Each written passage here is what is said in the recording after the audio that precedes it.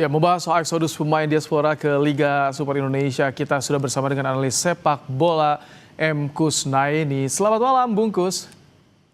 Selamat malam Ibrahim. Bungkus, jadi tanggapan Anda soal banyaknya pemain diaspora yang merapat ke Liga Super, terutama para pemain muda nih, Bungkus? Iya, jadi ada dua sisi ya dari eksodus pemain diaspora ini. Di satu sisi ini sebetulnya penting bagi pemain karena pemain-pemain yang umumnya main di liga kita ini kan memang pemain yang mengalami sedikit masalah dengan karirnya ya. Seperti Ivar Jenner kan baru saja putus kontrak. Sebelumnya kita tahu bahwa Revan juga kan belum bermain di kasta profesional, masih bermain di akademi. Sehingga ketika akhirnya memutuskan main di Bali, itu adalah karir pertamanya di level profesional. Jadi itu juga penting bagi karir mereka ya.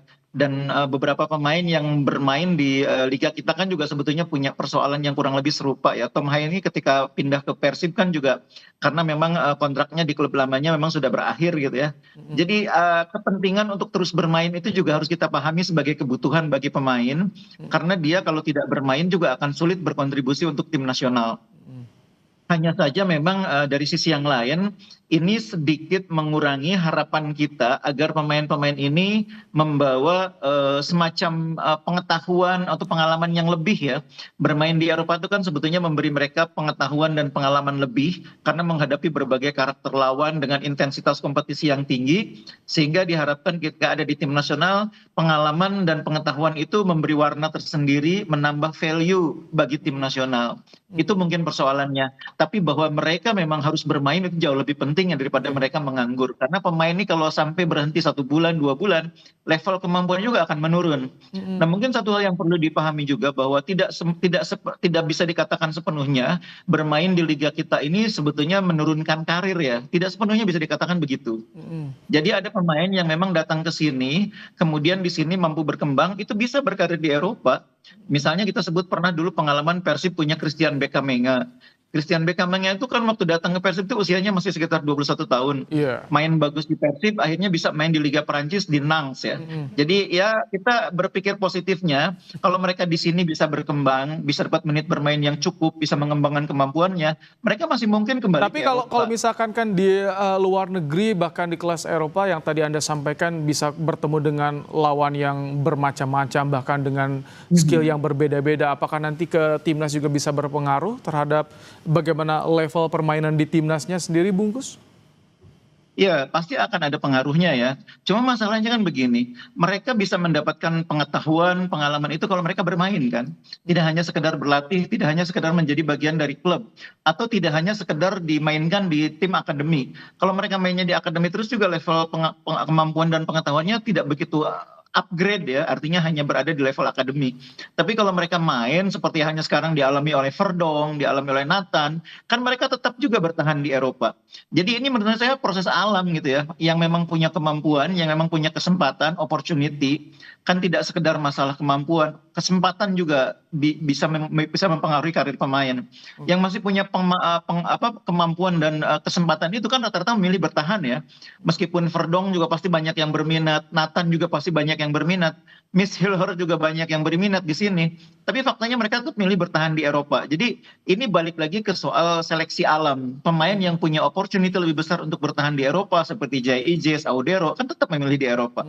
Apakah ini juga dengan banyaknya diaspora yang bermain di Liga Super, Liga Domestik, benefitnya terhadap timnas nanti di Piala AFF Club akan lebih mudah melepas? Timnas juga bisa gampang memanggil pemain kapan saja.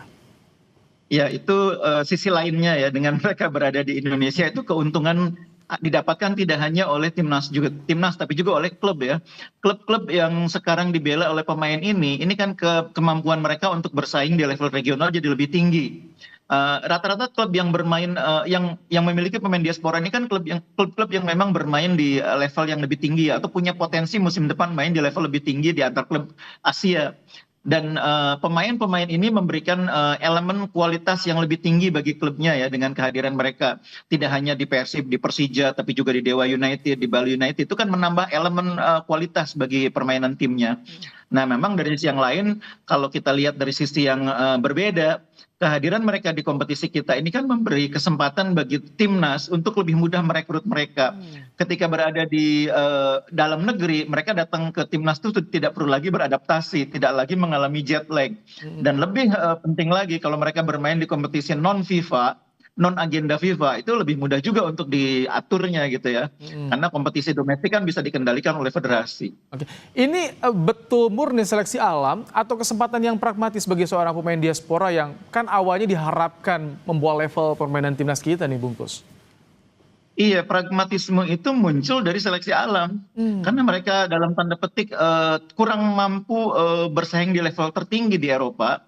Akhirnya mereka memilih jalur untuk bermain di kompetisi liga kita dengan harapan bisa terus memaintain karirnya. Kan pemain ini juga pengen terus memaintain karirnya ya. Pemain ini juga tidak mau karirnya meredup dengan di Eropa hanya menjadi penghuni bangku cadangan, dengan di Eropa tidak mendapatkan klub yang sesuai. Kan mereka juga butuh, dan kompetisi di Indonesia saya pikir bagi pemain itu sangat menarik, bukan hanya sekedar gajinya cukup tinggi ya, dengan beberapa klub Eropa bahkan lebih tinggi ya, klub-klub tertentu ya, tidak selevel tentunya dengan klub Liga Inggris atau Liga Italia, tapi klub tertentu di luar negara-negara itu gaji di kompetisi kita masih lebih tinggi. Yang kedua, mereka juga mendapatkan apa yang selama ini mungkin tidak banyak didapatkan pemain di Eropa, popularitas. Itu juga godaan yang besar loh. Pemain itu mendapatkan follower yang tiba-tiba begitu banyak, dicintai, dielu-elukan. Itu kan juga bagi pemain sebagai manusia itu menurut saya normal juga kalau pemain itu pengen mendapatkan atensi yang begitu besar gitu ya. Dan ini yang membuat mereka kemudian tertarik untuk bermain di Indonesia. Oke, bagaimana dari federasi termasuk John Herdman juga untuk bisa menjaga agar walaupun banyak yang ke klub domestik, tapi level timnas kita masih bisa berbicara di level internasional? Nah, ini menjadi penting kalau timnas mau terus mempertahankan kualitasnya. Tentu kita berharap ada pemain-pemain di usia puncak yang tetap memilih berkarir di Eropa. Seperti sekarang dilakukan oleh Martin Paes, Audero, Verdong, Miss Hilher, oleh Romani, itu harus dipertahankan kalau bisa tetap di Eropa.